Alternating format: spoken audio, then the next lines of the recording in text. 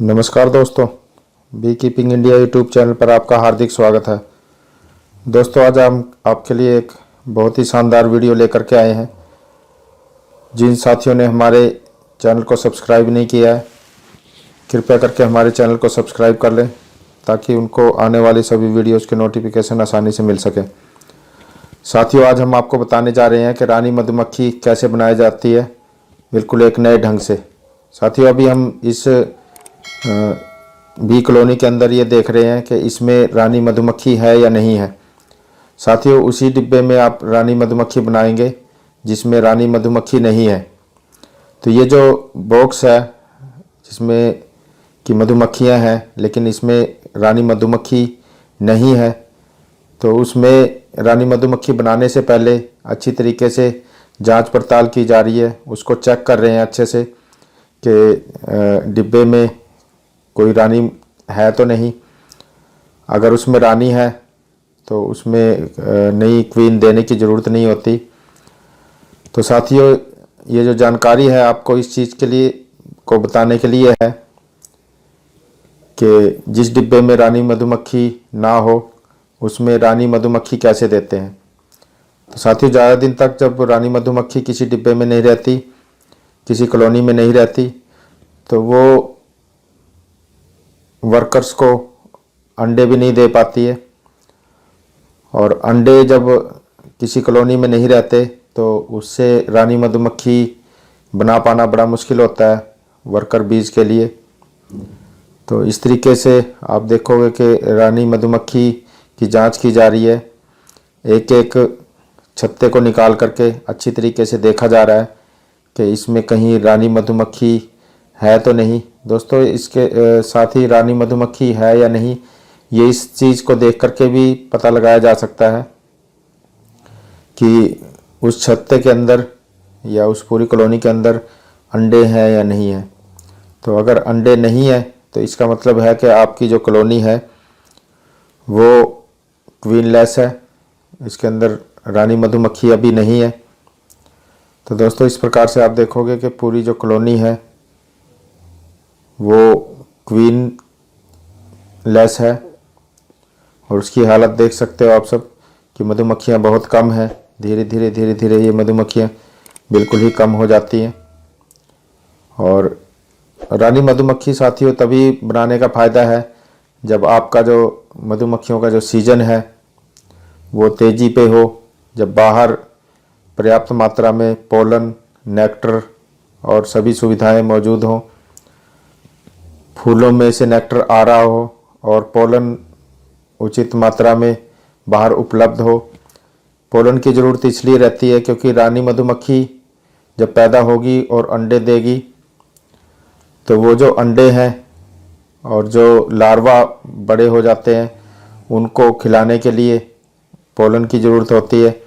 अगर बाहर सीजन सही नहीं है और पोलन नहीं आ रहा है तो वो जो लार्वा हैं वो भूखे मर जाएंगे या मधुमक्खियों की ग्रोथ जो है रुक जाती है।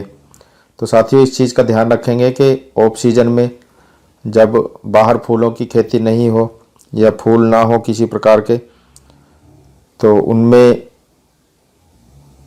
से जो रानी मधुमक्खी है वो पैदा करना कोई ज़रूरी नहीं होता या आप आसानी से रानी मधुमक्खी को पैदा नहीं कर सकते।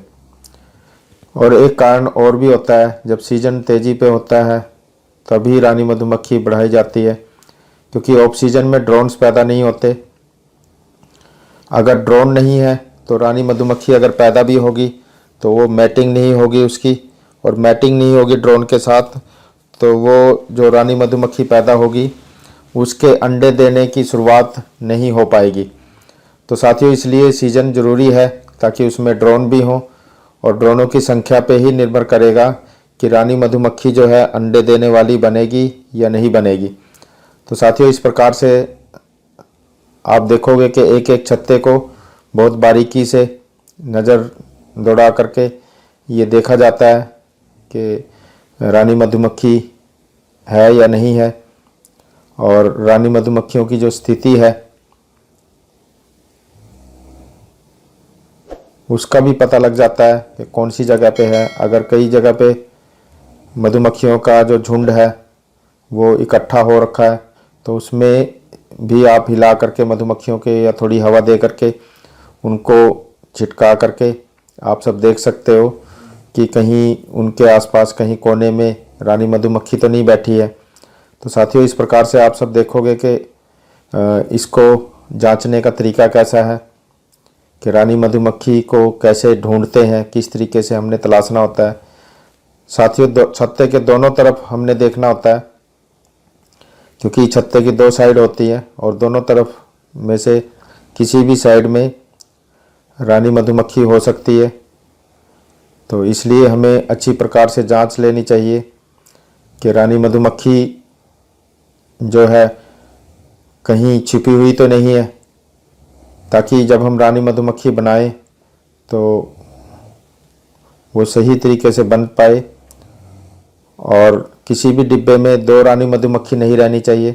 2 रानी मधुमक्खी रहेंगी तो एक रानी मधुमक्खी उसको दूसरी को मार देगी। जो जीतती है लड़ाई में वही रानी मधुमक्खी अपनी परिवार की ग्रोथ के लिए आगे काम करती है और वही उसका घर बन जाता है।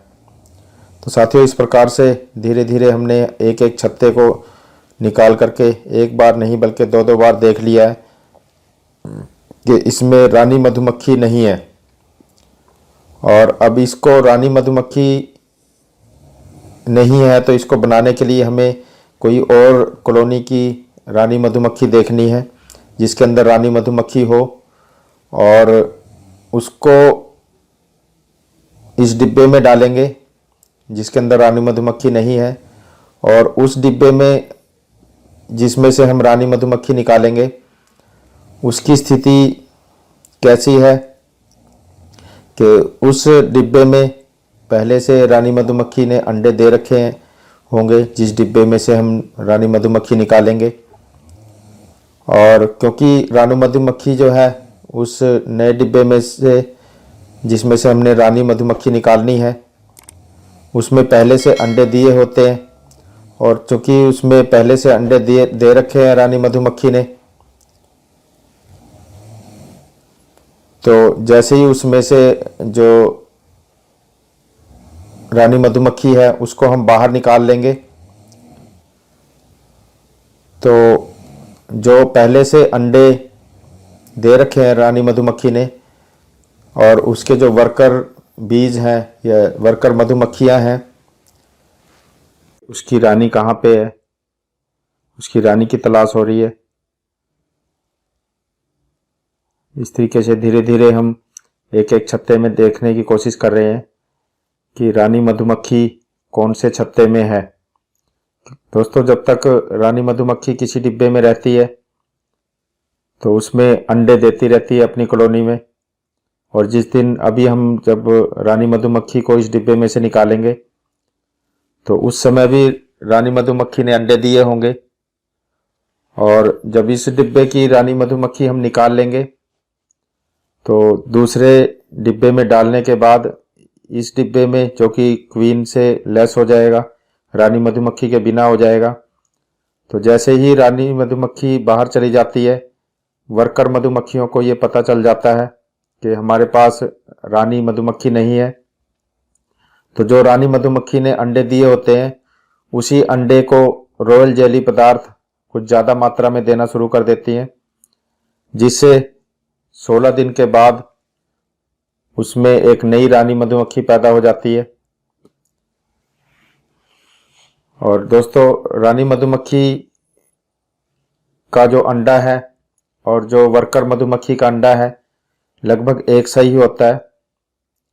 फर्क सिर्फ इतना होता है कि वर्कर मधुमक्खियां जो हैं, वर्कर मधुमक्खी के अंडे को तो ज़्यादा रॉयल जेली नहीं देती, जबकि जिस सेल को उन्होंने रानी मधुमक्खी बनाना होता है जिस सेल में से, उसको रॉयल जेली ज़्यादा मात्रा में देना शुरू कर देती है।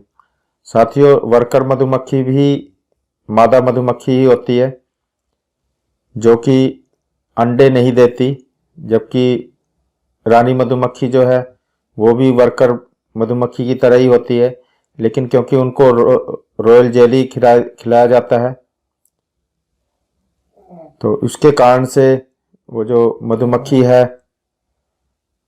वो रानी मधुमक्खी बन जाती है। उसका साइज दोस्तों बड़ा होता है और मधुमक्खियों से। तो इस प्रकार से आप सब देखोगे कि इसमें रानी मधुमक्खी की तलाश की जा रही है, कहाँ पे है। अभी जैसे ही रानी मधुमक्खी मिलेगी उसको पकड़ा जाएगा और पकड़ के उसको एक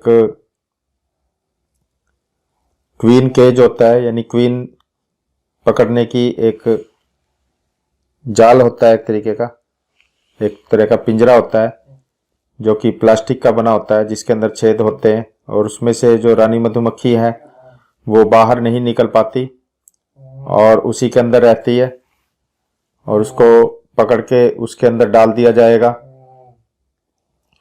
और साथियों अभी देखोगे आपके रानी मधुमक्खी जो है वो कितनी जल्दी इसमें मिलती है। तो रानी मधुमक्खी की तलाश करने के लिए आपको बहुत अच्छी तरीके से जो छत्तों का है उनका विजिट करना होता है, उसको देखना होता है। दोस्तों कई बार रानी मधुमक्खी ढूंढने में बड़ी दिक्कत होती है, क्योंकि रानी मधुमक्खी स्वभाव में शर्मीली होती है और उसको ढूंढने में जब आप ढूंढने की कोशिश करते हो तो कहीं ना कहीं छुप जाती है और वो छुप जाने की वजह से उसको देखना कई बार बड़ा कठिन हो जाता है। और ख़ास तौर पे जब सीजन पीक पे होता है और मधुमक्खियाँ ढेर सारी आपके छत्ते के अंदर हो जाती हैं तो उस स्थिति में रानी मधुमक्खी को ढूंढना मुश्किल हो जाता है। साथियों ये देखो आप कि रानी मधुमक्खी मिल गई है। अब इसको पकड़ा जाएगा रानी मधुमक्खी को, और इसका एक पिंजरा होता है जो कि रानी मधुमक्खी के लिए ही स्पेशली बनाया होता है कि उसको रानी मधुमक्खी को पकड़ के उसमें रखा जा सके। और रानी मधुमक्खी को पकड़ के हम उसको उस जो पुराना डिब्बा था जिसमें क्वीन नहीं थी उसमें डालेंगे। साथियों ये देखोगे आप क्वीन को पकड़ने की कोशिश कर रहे हैं। इनको पग से पकड़ा जाता है ताकि इन पे कोई दबाव ना पड़े, और पकड़ के ये क्वीन केज में, एक क्वीन का पिंजरे में इसको बंद कर लिया है और इसको उसी डिब्बे में रखेंगे जिसमें क्वीन नहीं है। तो साथियों इसको सीधा मधुमक्खियों के अंदर नहीं देते हैं, वर्कर मधुमक्खियों को सीधा क्वीन के साथ इंट्रोड्यूस नहीं करवाते, क्योंकि इनको पता है कि ये हमारी क्वीन नहीं है तो इसको अटैक करके ये मार सकती हैं। तो इसको 1-2 दिन तक इसी के पिंजरे के अंदर ही रखेंगे, जिससे कि इनको आदत पड़ जाए और पता चल जाए कि ये क्वीन जो है हमारी है, और धीरे धीरे ये जो क्वीन है वो उसके अंदर सेट हो जाएगी। वर्कर भी एक्सेप्ट कर लेंगे।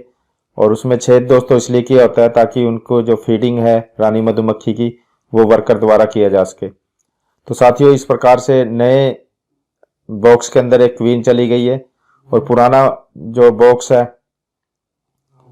उस जिसमें से हमने क्वीन निकाली है उस डिब्बे में लगभग 16 दिनों के बाद एक नई क्वीन पैदा हो जाएगी, जो कि वर्कर मधुमक्खियां क्वीन सेल बना करके उसको क्वीन को पैदा कर लेंगे वो।